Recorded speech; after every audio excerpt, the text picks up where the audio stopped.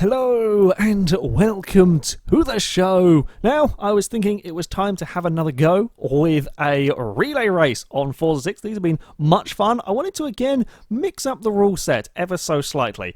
Teams of 4, we must use one A, B, C and D class car. However, within our teams we must also use a bubble car, a van, a front-wheel drive car, and there was one space for open. So you had to decide which class each of the various vehicles were going to run in. Of course, naturally, the most sensible option you would expect, well, run a D-class bubble car, a C-class van, B-class front-wheel drive, and an A-class open vehicle. However, I am not a sensible person, so Orange Team were going to be running a B-class Isetta, which is quite a scary prospect. A lot of people thought we were completely and utterly mad for going for this option because the Isetta is very, very difficult to control. Now, for our first race, we would go to the circuit of the Americas. The way this would work, each car would do one lap. As said vehicle crossed the finish line, the next car in the team would set off. Green and black team were opting to start with their front-wheel drive cars, both of them up in B class. Pink team would start with their C-class van, while Orange team, my team, we would start with a D-class van. Of course, having used the bubble car at B-class, D was open and it made sense to run the van in the lower class. Pink team were leading the way. Of course, the front-wheel drive car struggled to get off the line a little bit, and the van would lead the field through, although the Vandura had its issues. Primarily going up onto two wheels. The Prelude did everything it could to try and avoid ending up in the side of the barely in-controlled Vandura, and despite Green Team's Salika getting a little bit caught up with our Vandura at turn 1, he would quickly recover and go up into second place, chasing down that Honda. The Pink Team's van, while very, very quick in a straight line, quick off the line as well, was struggling mightily through the corners once more. This time, our Vandura having to dive out of the way so as not to end up in the back of the van. It was horrendous across the curbs here, spending almost as much time, more time on two wheels than the Isettas would through that section. And this is helping our team, certainly. You know, we're a class down on the Pink Team's van, and we were right there with it. Of course, the two front-wheel drive cars were scampering away at the front and building up a lead. But that lead would come back down again as the classes sorted themselves out. So, for the second of the changeovers, Green Team would be sending out their Transit, while Black Team would be using their D-Class Isetta. Now, the Isettas are certainly not slow getting off the line here. While, yes, they don't have a huge amount of power, they are so incredibly light that the acceleration in them is mighty. The handling, on the other hand, isn't, and while the Black Team's Isetta led for a little while, it very, very quickly let go at turn 2, with the Vandura able to sweep around and move up a position. The Isettas were always going to be the difficult part of this. Now, the two vans from the first leg would come across the line, releasing the remaining two Isettas. Pink Team sending out their D-Class 1 and us sending out my B-Class Isetta. Now, the reason why we went for a B-Class 1, it allows me to do an engine swap in it. I have a rotary. Also, and critically, this is why I wanted it, it allowed me to have all-wheel drive. Again, turn 2, we see the Pink Team's Isetta have a big issue. Not quite as big a spin as the Black Team managed, but again, had an off. And this four-wheel drive combined with some surprisingly good tuning work from me meant I actually had a very drivable Isetta. Still, you know, not as good handling as most B-Class cars, but it was considerably more drivable. So, while, yes, it is, you know, slower than an equivalent B-Class car, the lap time lost from me driving my Isetta was a bit smaller than the likes of the Black and Pink teams, which put us in a pretty damn good sort of position as we came to the changeover. Now, Green Team were leading the way, and they actually had a very, very large margin of lead. You just about saw my car come round the final corner at the very back end of that shot. But Green Team had saved their Isetta up until this point. He gets up towards the first corner, surprisingly. None of the Isettas had any problem at this turn 1, and then we come to turn 2, where the previous two had spun, and Green Team's goes round as well. something about this corner did not bode well for the most of the Isetas. Mine was perfectly manageable. There we go. That's the word we're going for. The Civic, our C-Class car, was our front-wheel drive one, would be released, sweeping around the outside of the Isetta, the poor Isetta, getting, I think, had to sort of slightly try to avoid the curb, tagged the slightest back of the Civic, and that sent it round, and off it goes again. Was not having a good time, while our Civic would manage to meet a tyre bundle, less than ideal, but did have quite a large lead. Pink team were sending out their B-Class car, their front-wheel drive, as it was now trying to chase down the black team's van. Of course, we'd all saved our A-Class car and sort of the free choice of vehicle everyone had gone for as an A-Class car up until last. So, theoretically, we should, if we were all, you know, evenly spread out at this point, be crossing the line at the same time. As you can see, orange team, we had quite a nice lead. Black team were trying desperately to fend off the Fulvia, but the van just couldn't quite manage it. The Lancia getting a better run up until this long corner, able to take the lead. It's perhaps not too surprising. Again, you've got a B-Class car taking on a C-Class van, while unfortunately for green team, they were a long way at the back. So as it came over to the final changeover, our Corvette would set off our A-Class vehicle. Pretty big gap. That's a pretty large lead, considering the only vehicles left, the only vehicles trying to chase him down, are of the same class. Now, a little bit further back, it was closer between Pink and Black Team. Pink would send out their Mustang, while Black Team would send out the Ford GT. The poor, green Isetta not even in the background of the shot there. While they had closed up a little bit, of course, you know, a B-Class front-wheel drive car is going to catch up to a C-Class one. It was quite a long way back, although we would have, once again, issues. For some reason, our orange cars were drawn towards, that's our tyre bundle now, on the inside of the corner. The Corvette managing to brush it as well. Corvette had some slightly twitchy issues with the curbs as well. It didn't help in getting going quite as quickly. But at the end of the day, it didn't really matter a huge amount. Yeah, it cost the Corvette some time, but we had such a huge lead at this stage. Anyway, it still put us a long way clear of the Mustang as the Corvette slid its way around the final corner. Orange team, we would go on to take victory in the first race. The B-Class Isetta was not such a crazy idea. Mustang would come home in second. The black team's Ford in third, with green team a fair way back, having lost a bit of time struggling with the Isetta. Race number 2, we would head to the Hockenheim circuit. Different order slightly to begin with, as 3 of the vans would set off, with Black Team choosing to send out their Isetta. Now the Isetta here is D-Class. It will out-accelerate the C-Class vans. Unfortunately for the Black Team, their car will get caught up on the curb, and as the Pink Team tried to check up, our orange van didn't have time to react to what was going on, couldn't see what was going on, and a little bit of concertina bump would end up seeing Black Team's Isetta spun around, and that is the danger.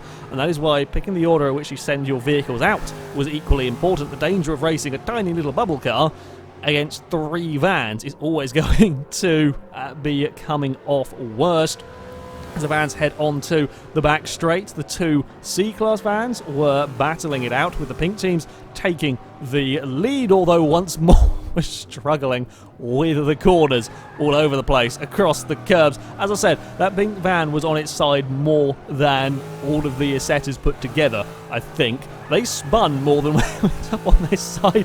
Again, another curved moment for that Van Duras, would slide its way back into second place. But importantly, again, for Orange Team, we're a class down in these vans, but our Van Dura wasn't that far behind. That's not a huge gap for the for our sort of class difference that we had going on. As we came around to start the second leg, Black Team were going to send out their fastest car next. Unfortunately, the spin for the Isetta at the very beginning would sort of put pay to any chance of their alternate strategy really being a massive success. The 3 of us with our Isettas would set off. I would have the biggest moment with the BMW, hit the curb on the inside too much. Now that curb is vicious in a normal car.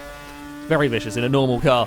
let alone when you hit it with a bubble car. Amazingly, I got away without rolling it. Yes, I lost some time. I had to go out very, very wide in recovering it. I thought I was pretty much done for in all of that. Managed to get the car back on the road, though a little bit up on its side, but perfectly okay as we now head down the back straight. Of course, I'm racing against D-Class bubble cars. I've got the speed advantage in all of this and the handling advantage, so I saw past the pink team's car, now trying to catch up towards the green setter. He gets a little bit defensive on the inside. It's not really going to matter when you have the acceleration that I have going on in mine. I can just cut back to the inside, floor it, and with that four-wheel drive and the rotary power in this, it will go blasting away. You'll notice my car's got a fair amount of positive camber going on. Yeah, there's a reason for that. I did it especially to stop it from rolling. Surprisingly, it does actually work quite well. While I'd get a big twitch out of the final corner as we cross the line for the next changeover, we would send out our C-Class front-wheel drive car with a fairly sizable gap, a fairly decent-sized gap back to the two B-Class front-wheel drives that would now be setting off. The pink team and green would cross the line fairly close together. The green setter much better at Hockenheim. Celica got a big slide into that first corner, and now these two would end up close together. And this is one of the other dangers with relay races, as the Celica ends up running wide through the second corner. If you send out evenly matched cars, you can end up getting in send out the exact same class and whatnot. You get into battles between you, and that is costing you time. See, it's a great idea, send out, well, D-Class cars first, sure, but you don't want them fighting with one another and, costing each other time, whereas if someone sends out, a quick car at an early stage, they can, run in clean air and then hand over to other cars all in clean air. The two B-Class cars here are busy fighting one another, and while, yeah, sure, they're not falling off the track, etc., you're taking defensive lines, you're going to try and go around the outside of somebody, you have to lift in places that you wouldn't normally. That helps out, well, the leading Civic. At this stage, the Celica slides its way so close through that corner, but the Celica slides its way back up into second place, and because they are, so busy fighting one another at this stage, they're just losing the little bits of time to the Civic. And again, us three here at the front were going to be handing over to our fastest, our A-Class cars at the end of this leg, so it will all be A-Class cars together to finish. And while, yes, of course, they're going to be catching the Civic, they just weren't catching it fast enough as the Celica again runs wide through the hairpin. The Lancia would go up the inside as we head towards these final corners. You can see the compromised lines the cars are taking. They bump together. The cars get locked. They both end up out wide on to the drag strip. The Celica bouncing its way back across the curb. We would set out with the Corvette as these two would cross the line almost together. The Corvette having again a fairly large gap back to the Mustang. The Ferrari tries to go to the outside but is not going to really have much space to do anything there, making sure to avoid the curb. You'll see that a lot at Hockenheim. Much better if you do end up on the curb to be, well, the other side of it. You don't want to run along the curb. That's what causes problems, why you won't see cars diving across it very often in FailRace videos. While that Corvette did have a nice healthy margin back to the Mustang, disaster would befall it. Running across the curb, we'd seen it get twitchy at Circuit of the Americas. Just too much on the curb at the inside of the hairpin would cause the Corvette issues, and the lead would be thrown away. Would recover back onto the track without losing too much time, but still that was enough to hand the lead to the Mustang, although the Corvette was keen to redeem himself. And while Black Team were long out of this race, it would be the battle for second place as we rounded these final corners. The Vet looking for a chance to sneak up the inside into the final turn, and there's just about a car-sized gap to the inside of the Ferrari. The Mustang would take victory for Pink Team. It would be absolutely neck and neck between green and orange as they crossed the finish line. This is the photo finish from that.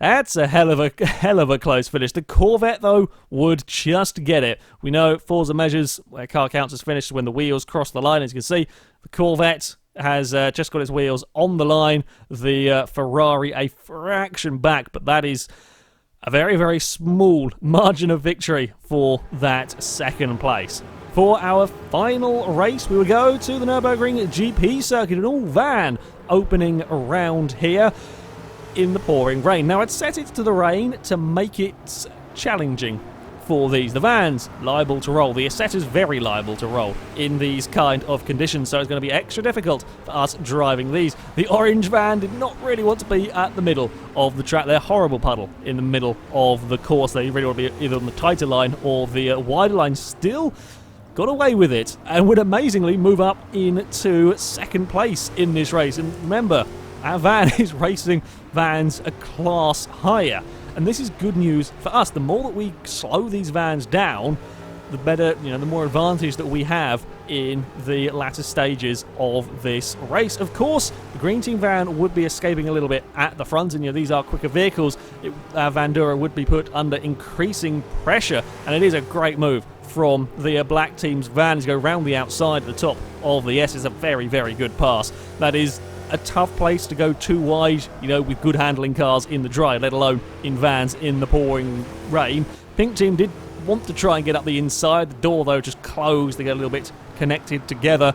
You can see green team making the most. This is what I talked about, when you have similar class of vehicles, similar vehicles going out at once, you start fighting each other, you can lose so much time. There will be a knock-on effect as we go through this race. Pink team's van all over the back of our Vanduras to the outside at the chicane, but doesn't really have the grip through the corners to actually make a move stick there, and would have to yield this whole lap.